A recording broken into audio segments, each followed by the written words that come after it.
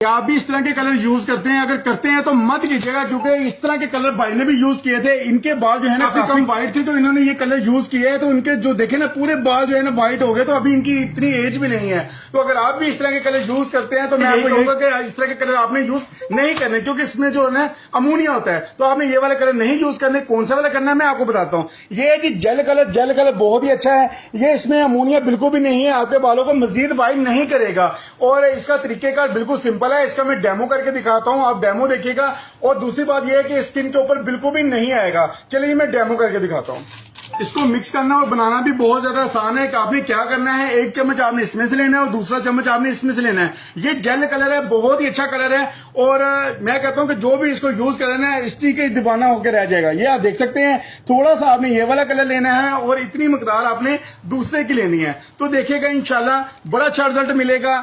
ये स्किन के ऊपर बिल्कुल भी कलर नहीं आता। अब ये दोनों को मिक्स करना है। मिक्स करने के बाद आप अपने हाथों से ना डायरेक्ट भी यूज कर सकते हैं, लेकिन बेहतरीन कलर लगाने के लिए आपने क्या करना है, ब्रश का इस्तेमाल करना है। मैं फिर कह रहा हूं कि ये स्किन के ऊपर कलर नहीं आता और शाइन बहुत कमाल की होगी। ये आप देख सकते हैं, बाल देखिए बिल्कुल व्हाइट है। और मैंने इसको सिर्फ और सिर्फ 5 मिनट देने हैं। 5 मिनट के बाद आप देखिएगा कि ये कलर जो है ना बिल्कुल ब्लैक हो जाए।